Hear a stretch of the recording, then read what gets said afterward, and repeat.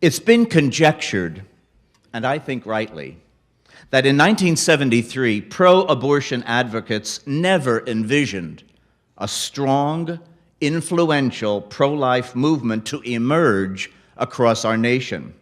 It was falsely thought that the cultural revolution of the 1960s regarding sexuality and the accompanying disregard for authority at almost every level demanded abortion rights without any significant opposition from citizens.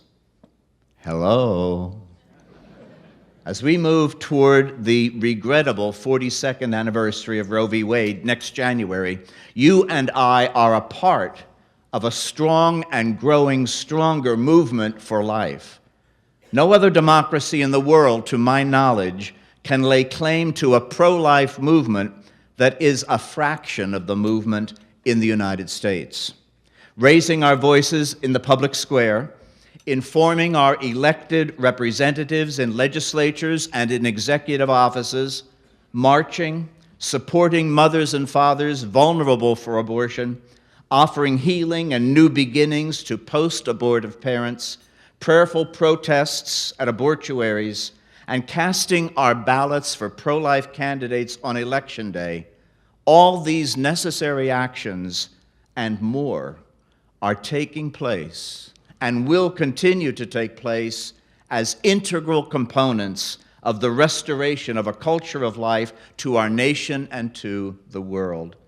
May God grant us the wisdom and all the strength needed to continue, even as the battle moves away from abortion facilities in physical buildings to the proliferation of over-the-counter abortifacients and threats of life-ending interventions for the vulnerable and terminally ill.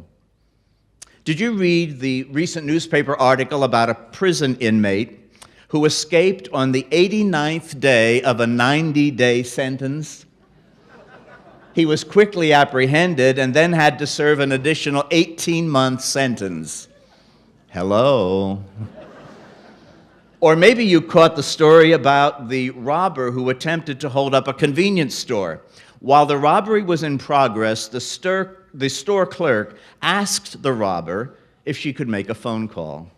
The robber gave his permission and was stunned when, in short order, the police appeared on the scene. Only then did he realize that the clerk had called 911. Hello. Hello has become more than a customary way of answering a phone call. Hello has become a kind of mantra, a word we say to someone who just doesn't seem to get it. It's a kind of shorthand by which we challenge someone to wake up, a word to ask, what in the world were you thinking? Is your brain working? That one word lets people know that somehow they have missed the point, or they have gotten something totally wrong and they need to start over. Somehow they've gotten out of touch with reality. I would compare the pro-life movement and its many expressions in advocacy for the dignity and sacredness of human life from the moment of conception until natural birth as a hello movement. Through the witness of our words, written and spoken, and through the witness of our deeds, individual and communal, we are calling out to a culture that has drifted from the truth, a society that has missed the point, to judges and to lawmakers and those in executive offices of our government who have got the human life issues totally wrong. Recently, there was a hello episode in the wildly popular made-for-TV drama produced by the BBC, Downton Abbey. I'm not going to ask a show of hands, but I imagine that there are at least a few of us gathered here who have become regular viewers of that series. The story chronicles the lives of the Crawley family, members of the British aristocracy, and the equally interesting lives and interactions of their downstairs serving staff. Lord Robert Crawley, Earl of Grantham, and his wealthy American wife, Lady Cora, have 3 daughters, Mary, Edith, and Sybil. The Hello episode that I want to comment on was an episode in season 4, which aired this year in the United States this past February. Lady Edith, the Crawleys' middle daughter, discovers the love of her life, a journalist, Michael Gregson. Lady Edith also finds herself pregnant with Michael's child, and Michael has gone off to Germany, completely out of contact. Edith is alone in her pregnancy. Father, mother, sisters, and grandmama, the irrepressible Dowager Countess, have no knowledge of what is happening. Edith knows well that a pregnancy outside of marriage would be a scandal. She would become an outcast, socially, practically, and personally.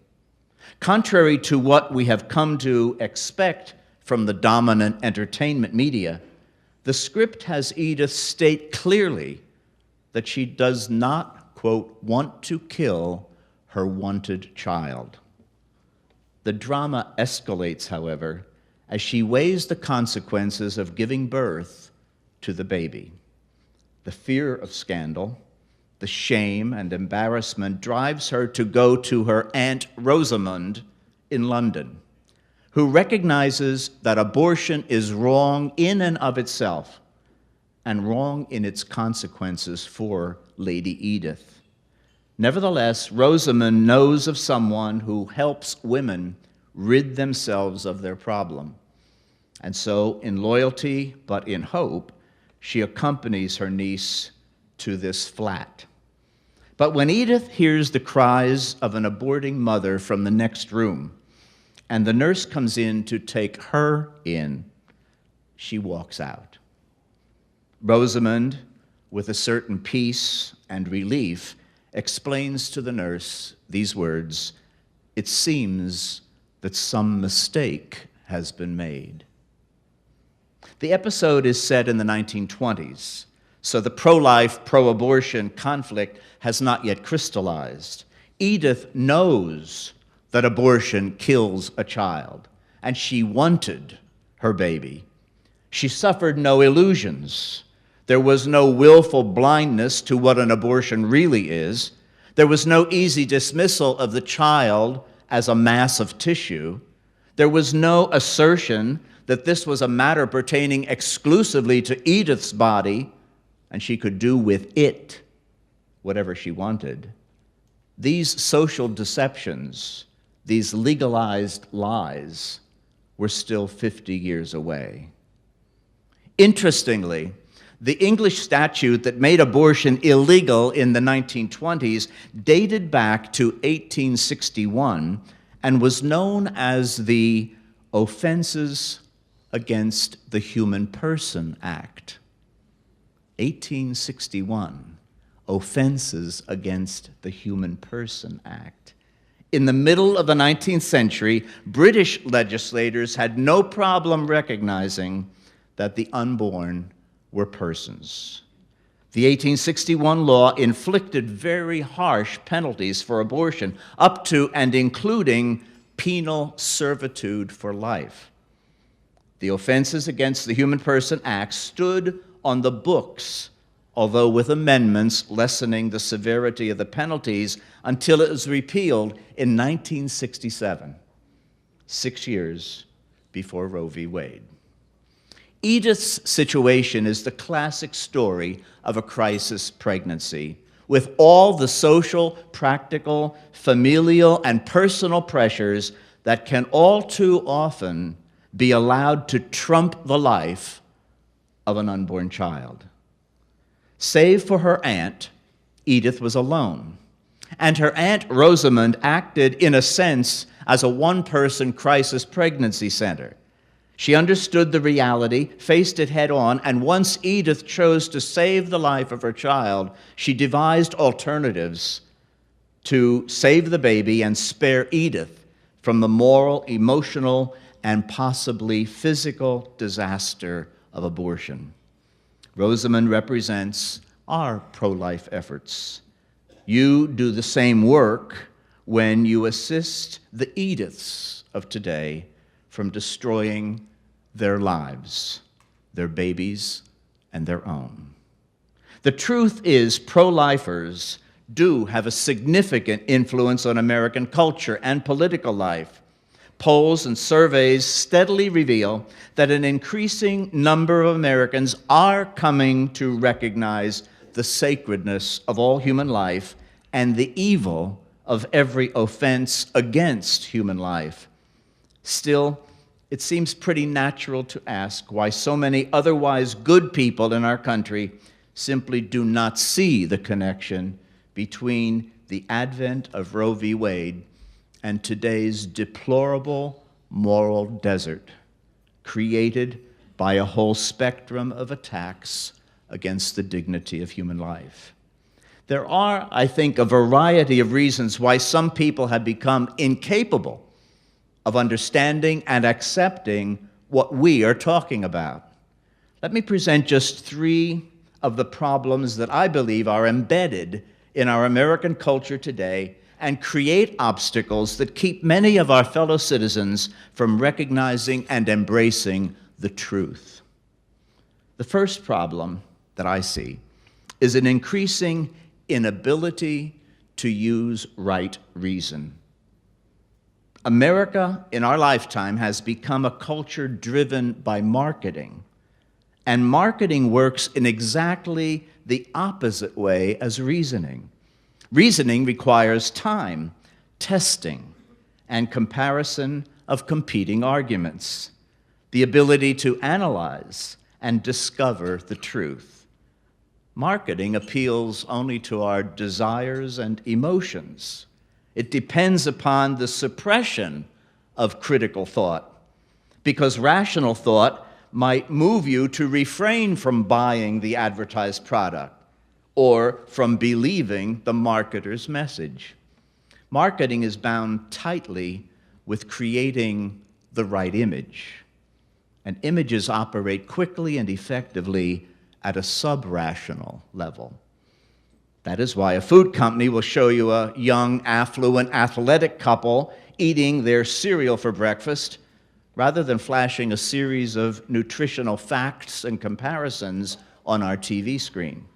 It's the same reason why the pro-abortion media shows us the highly magnified photos of those strange-looking cells at fertilization. Implicitly, they want us to think, this can't be human. It doesn't look like anything familiar to me. If by marketing we can be engaged on that sub-rational level, then perhaps our reason won't discover the truth that these cells already are unique and contain all the genetic information the person will ever need. Left alone and with proper nurturing, they will inevitably progress to look decidedly human, as we saw in that 12-week fetal model, as an embryo, a fetus, an infant, and finally an adult human being. But anyone who begins thinking that way no longer suffers from an inability to reason rightly. You become wary of the pro-abortion marketing. You become pro-life. The loss of right reasoning extends to the most fundamental question of all: when does human life begin? Moral, legal, and political issues turn on this critical question regarding the beginning of a human person's life. Florida Senator Marco Rubio was on solid ground when, during a recent interview, he said this, quote, "Science has settled the question of when human life begins," end quote. He went on to say that all the evidence should convince anyone with an open mind, capable of reasoning, that life begins at conception. Since 1973, the compelling images from sonograms and the uniform discoveries in embryology regarding DNA-driven fetal development have served to convince honest, thinking people of the truth that life begins at the moment of conception. and therefore deserves legal protection as the beginning of the life of a human person. This is empirical evidence that was absent when Roe v. Wade was decided, but it goes right to the heart of the flawed decision and its equally flawed interpretation of the 14th Amendment of the Constitution. Remember that in Roe v. Wade, the state of Texas argued for the personhood of the unborn child under the protection of the 14th Amendment. Historically, the 14th Amendment is one of 3 Reconstruction Amendments passed after the Civil War to resolve important rights issues regarding former slaves. More broadly, now, it addresses the rights of U.S. citizens and grants us full and equal protection under the law. Since its passing in 1867, it's been one of the most litigated sections of the U.S. Constitution. Roe v. Wade hinged on whether the unborn enjoy the full and equal protection of the law guaranteed by the 14th Amendment. The Supreme Court Associate Justice who wrote the 7-2 majority opinion, Harry Blackmun, states that, quote, if the suggestion that personhood is established, the appellant's case, of course, collapses. For the fetus's right to life would then be granted by the amendment, end quote. In other words, if the preborn child is a human person, then he or she enjoys full and equal protection under the law, and therefore to commit abortion is to commit homicide. 7 of the 9 justices absolutely rejected the argument that the unborn enjoyed personhood as understood by the 14th Amendment. And since in their judicial opinion personhood does not include the unborn, they rejected absolutely the fetal right to life argument. In the past 41 years, the scientific evidence regarding the unborn has led to some very positive pro-life legislation. At last count, 36 states have what are called fetal homicide laws. In 24 states, these laws protect the preborn from the time of conception. 38 states have wrongful death laws protecting the unborn, with abortion specifically excluded as not constituting wrongful death. Hello. Such contradictory conclusions to me are some of the clearest indications that we as a society are losing our ability to reason rightly. These developments in medical science have caused a change in pro-abortion politics. Rarely now, at least it seems to me, do you hear talk of the fetus as tissue, as a disposable part of the mother's body. Today, you rarely hear talk of the fetus at all. Rather, the focus is on the mother and her rights and her freedom to choose. The arguments today attempt to say that the taking of an unborn life is a justified decision of the mother and perhaps father that can be legitimately made after weighing their particular circumstances and their particular preferences. The other side is on the run from the facts. We must continue at every turn to employ right reasoning to our best ability. If you've not already read and used them, please become familiar with the Roe Reality Check. It's a series from the Pro-Life Office of the U.S. Conference of Catholic Bishops. You'll find there 15 very short essays that contrast common impressions regarding abortion with the real facts. They are a good example of right reason dismantling the misconceptions broadly spread about by the aggressive marketing of the pro-abortion camp. Problem number 2 is our inability to remember. Oftentimes, outsiders who observe our American culture comment that we here have an addiction to whatever is new. We are a people of the now. We enjoy the past primarily as nostalgia, as a kind of entertainment, like watching Downton Abbey. But we really don't like history because the past is over and imposes certain restrictions on the present. The fact is that we Americans on the whole tend to have a very poor grasp of history and often learn too few of the lessons that the past should be able to teach us. For instance, most of us know about Hitler's campaign against the Jewish people in Germany, although recent surveys indicate the fact that a shockingly high percentage of high school students are unfamiliar with this tragic chapter in humankind's history. But how many of us understand that the ethical framework for the Holocaust was already well in place in the German medical establishment before the Nazis came to power? Before targeting Jewish people, the medical establishment was already euthanizing those who were insane, mentally handicapped, or terminally ill. And they did so using the utilitarian arguments articulated today in the public discourse by the advocates of euthanasia. The third and final problem that I would comment on is the increasing inability to understand freedom. For too many Americans, freedom simply means an endless list of choices. To have countless options makes me free.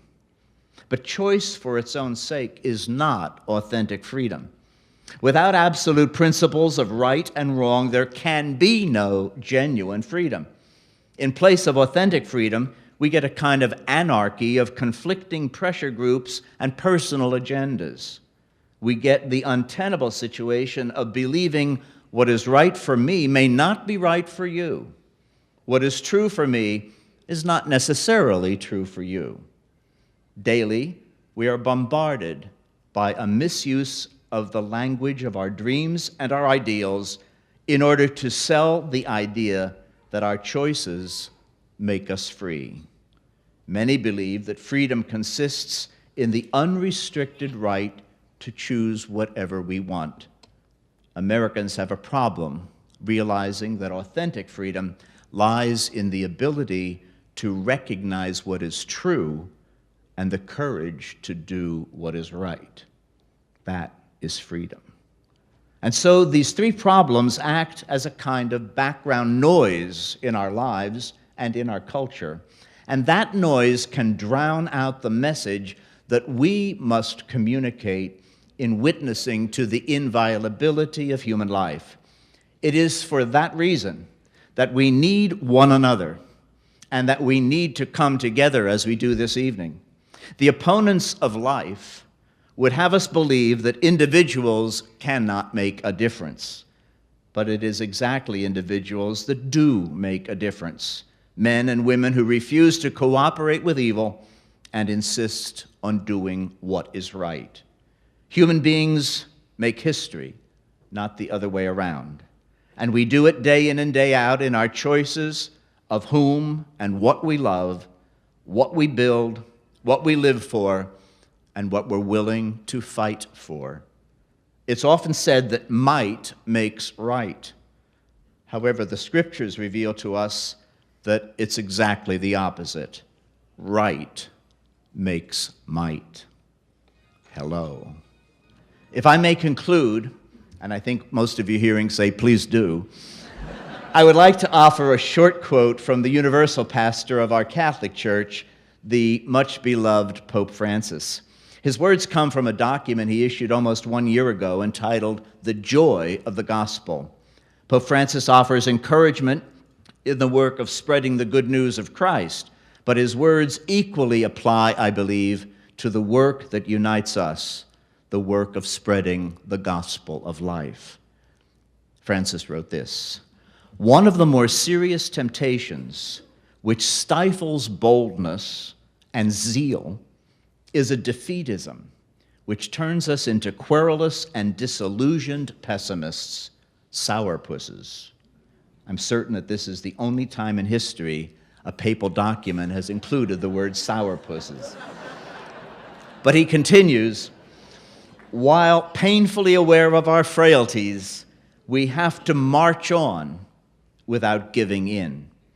keeping in mind what the Lord said to St. Paul, "My grace is sufficient for you, for my power is made perfect in weakness." Friends and supporters of the Pennsylvania Pro-Life Federation and advocates for the sanctity of all human life, our cause will not permit us to be defeatists or pessimists. The importance of our cause cannot allow us to be sourpusses. There is a joy in the very cause we promote. There can be no whining over outcomes. There is joy in the fight. We will march on without giving in, and we will march on in joy, a joy that comes from the Lord, a joy that comes from knowing the truth, and a joy that comes from sacrificing whatever is necessary so that the truth may prevail, and human life at every stage and in every condition may be afforded, may be guaranteed the protection its sacredness requires. Please be generous in your financial support of the Pennsylvania Pro-Life Federation, and may God bless you in all your good works. Thank you.